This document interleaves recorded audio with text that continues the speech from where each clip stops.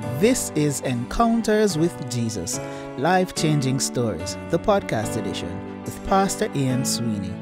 Through this series, we will explore the book of Psalms with the hope that you will be blessed and you will grow with your encounter with Jesus. Thank you for joining us today. And now, let's join Pastor Ian Sweeney. Now, I want to take you to a place where I know, I don't know if the Caymans had it, if you've had this. And I know some of y'all only watch 3ABN and the Hope Channel.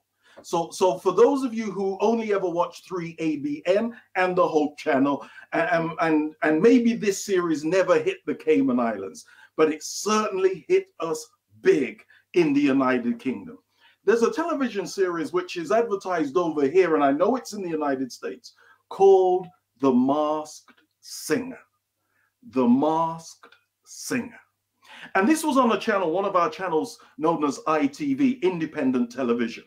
And ITV is one of the major players in media in the United Kingdom.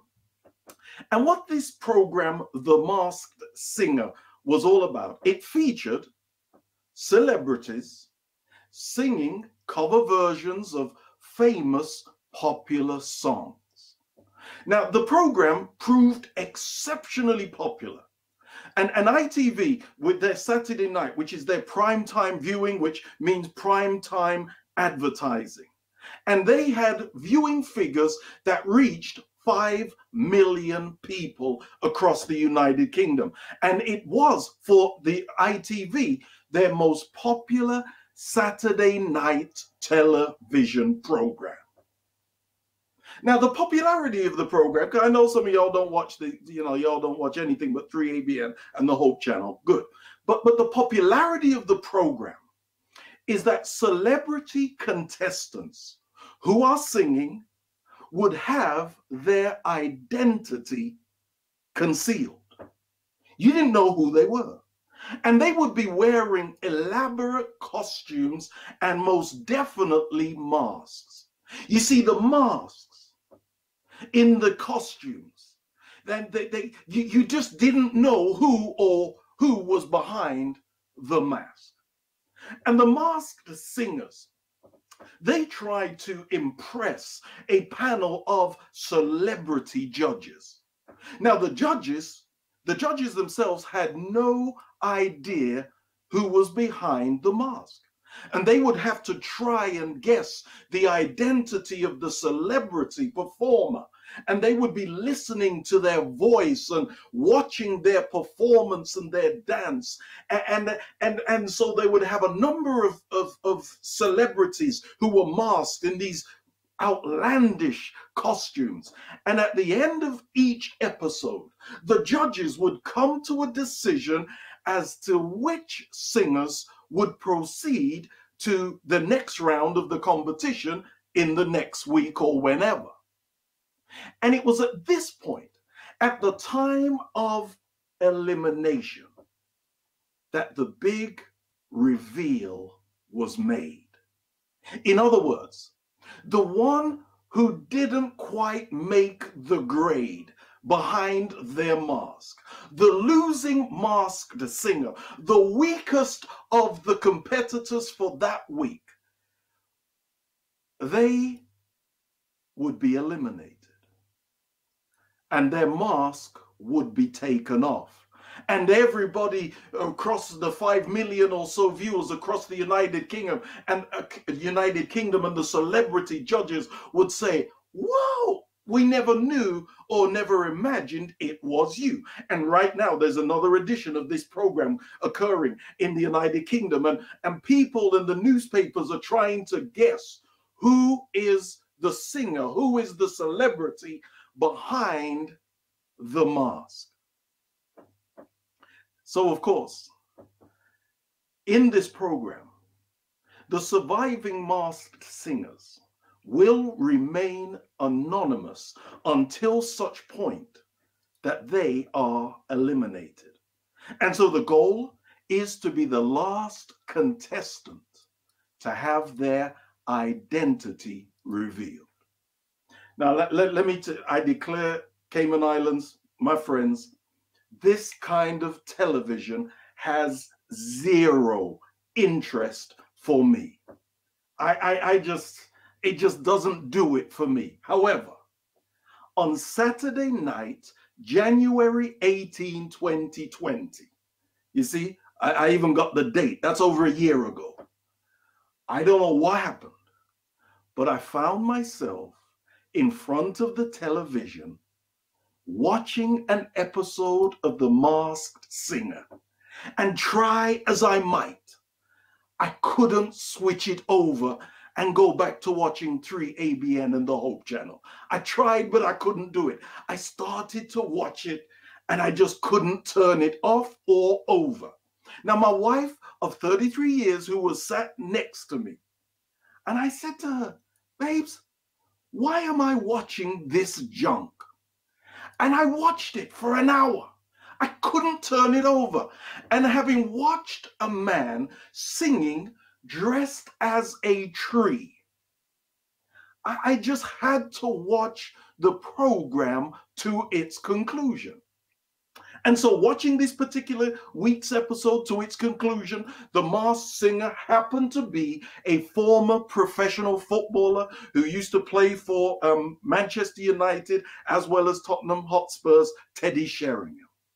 But I was really puzzled. Why couldn't I turn the TV off or over? It just had me hooked. Coincidentally, a few days later at the union office, I met a Seventh-day Adventist member who is talented beyond talented. And he was a member from London and he came to do some work at the union office. And he happens to be a tremendous musician and you know, just awesome. Just like Sister Vashti who sang then, just tremendous singer, a pianist, and he's a composer and all of that. In fact, he actually composed music for Meghan and Harry's wedding. You know, Prince Harry, who's in the States, you know what I'm talking about. He actually composed Adventist. And I was talking to him. I said, man, I couldn't turn the program over. And he said to me, you know, I was actually, and I'm actually a vocal coach on the program for the Masked Singer. And actually, I was the vocal coach for Teddy Sheringham, the footballer. And, you know, and we laughed. And then I understood why I couldn't turn the television over, because of the Adventism of the vocal coach was kind of feeding through the TV and was just hitting me as an Adventist. So that's why I couldn't turn it over. But I've not watched it ever again. And that is the truth. But here's what, I'm not here to talk about TV, but I'm trying to set something up here. Our opening passage for the Encounter with Jesus series is taken from a Bible book that does not wear a mask. We're going to come for 2 weeks in these morning series from the book of Psalms. The Psalms. Now the enduring appeal of the book of Psalms to Jews and Christians alike is that it exposes the complexity of human experiences and emotions as it relates to God, and there is no mask, there is nothing hidden. Now, my favorite Christian author, Ellen White, wrote that the Psalms, here's what she wrote. She wrote that the Psalms pass through the whole range of experience from the depths of conscious guilt and self-condemnation to the loftiest faith and the most exalted communing with God. She wrote that in a book, Patriarchs and Prophets, page 754. You know, why I love the Psalms, why we're going to look at the book of Psalms or a psalm for every 2 days as an encounter with Jesus in the morning, is because we are going to get into something a little disturbing at times. Because the exposure of feelings and thoughts comes at a price and can be quite troubling. You know, being honest, being real, as the young guys would say over here in the United Kingdom. When you are real, it comes with trouble. And one of the Psalms, for example, the author wrote in song, Psalm 137, happy are those who take your babies and smash them against a rock. I mean, can you imagine singing that particular lyric in church or as part of this Encounter with Jesus series? Encounter with Jesus series. But my practice has always been, I largely prepare, whenever I prepare sermons usually as part of a big whole, as part of a big series. And actually, we are going to look at Psalm 137 over 2 days and deal with how does an encounter with Jesus have somebody sing at some point, happy are those who take your babies and smash them against the rock. You want to hear about it? Stay tuned every morning, every evening, and we are going to go into arenas of encounter with Jesus that possibly, just possibly, we might not have considered. So I said, today's just the setup. We're just trying to do the setup. Tune in tomorrow. We're going to continue this through. And I know I haven't even told you the psalm for today. Just hold. I told you this ain't KFC. This ain't McDonald's. Take your time. But what are the Psalms? You know, Psalms is a book of the Old Testament composed of poems which were meant to be sung. In simplest terms, we could say that the Psalms are song lyrics. The Psalms, which are sacred songs or sacred poems, were always sung. Now, we today in the United Kingdom, in the Cayman Islands, we today largely just recite the Psalms. But back in the day, the Psalms were sung. So, for example, it is not inconceivable that Jesus's final words from the cross were not merely recited, but they were sung loudly, as he took from the lyrics of Psalm 22, which also we're going to look at as part of this series of encounters with Jesus. He most likely sung, but we don't know the tune that he might have sung it to. My God, why hast thou forsaken me? You see, the Psalms are song lyrics. They are poems which make for the largest book in the Bible. Now, what do we know? We know that King David wrote many of the Psalms. Others were composed by Solomon, Moses, Asaph, and in Jewish tradition, they believe that Adam, Melchizedek, Abraham, and others composed some of the lyrics. But as I've said, the enduring appeal of the Psalms is that they expose the complexity of human experiences. They are revelatory of human experiences and situations. Actually, and this is why the Psalms can be disturbing, the lyrics of a song, remember, Psalms are song lyrics, sacred poems.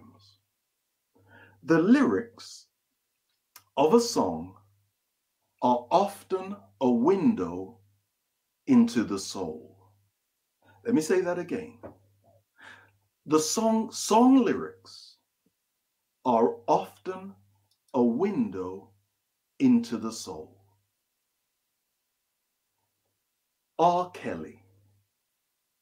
Anybody remember him? If you've only been watching 3ABN and the Hope Channel, you ain't got a clue who he is. But he was an exceptionally popular R&B singer, R. Kelly.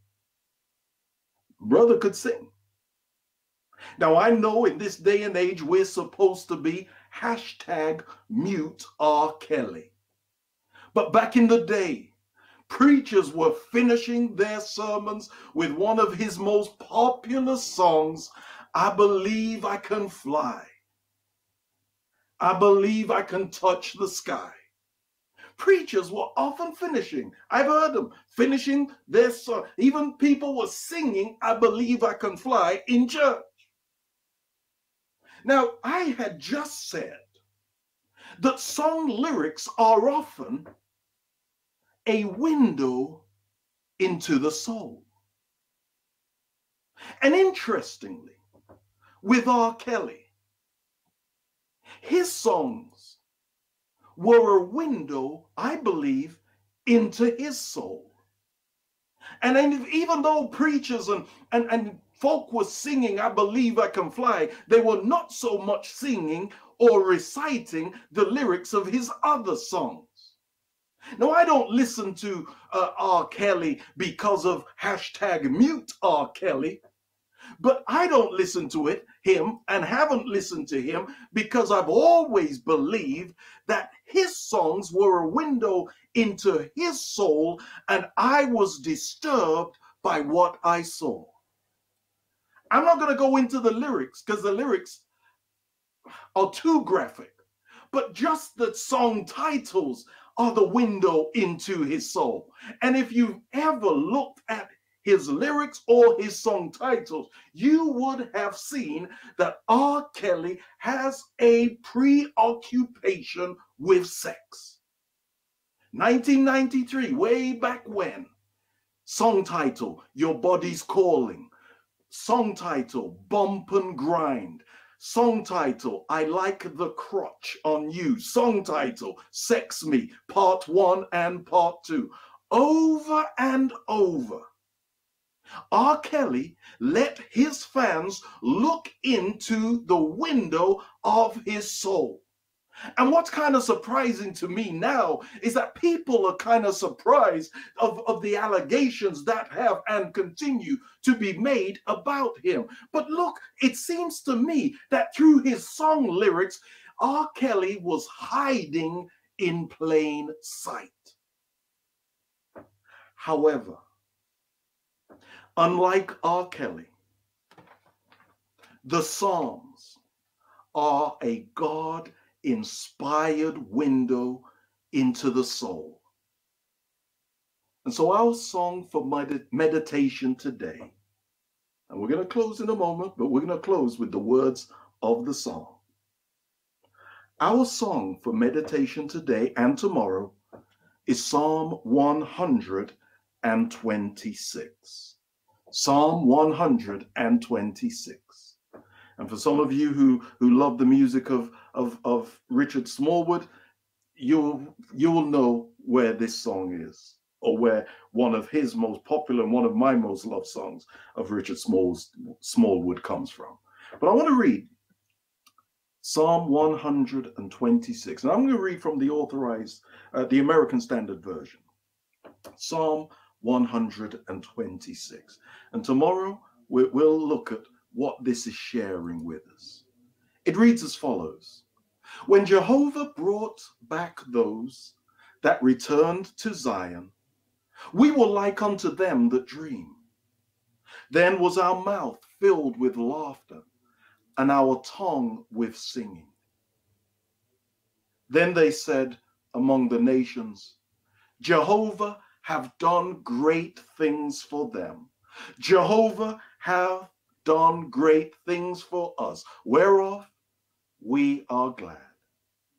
Turn again our captivity, O Jehovah, as the streams in the south. They that sow in tears shall reap in joy. He that goeth forth and weepeth, bearing seed for sowing, shall doubtless come again with joy, bringing his sheaves with him. Tomorrow, when we get back into this, and I know some of you are already, and I are getting your praise, they that sow in tears shall reap in joy. Tomorrow, we're going to finish off this message. We're going to look a little deeper into the window of the psalmist's experience as we try to understand a little deeper how we can have an even more real encounter with Jesus Christ. And so as we meditate. And I would call on to all of my friends across the islands. Read and meditate on Psalm 126. And join with me tomorrow morning as we again join this evening in our encounters with Jesus. And let me also give you a heads up as well. At the end of messages across the different sites, at the end of messages that I share in the morning, we're going to have an opportunity to make responses. By, you can find a link, wizapps.net/1. Wizapps, WIZZAPPS.net/1. And you can enter a response there when you enter in the numbers 4842. wizapps.net/1. And you enter the response number 4842. So today, as we awake to what I know is going to be a fantastic day in Jesus Christ and in our encounter with him, let's meditate on Psalm 126 to see how God is calling us to a better and a deeper relationship with him. May God bless you. I look forward to joining with you tomorrow morning. Amen. Thank you for joining us today. For more episodes and information, visit our website at caymanadventist.org or call us at 345-949-2647. That's 345-949-2647.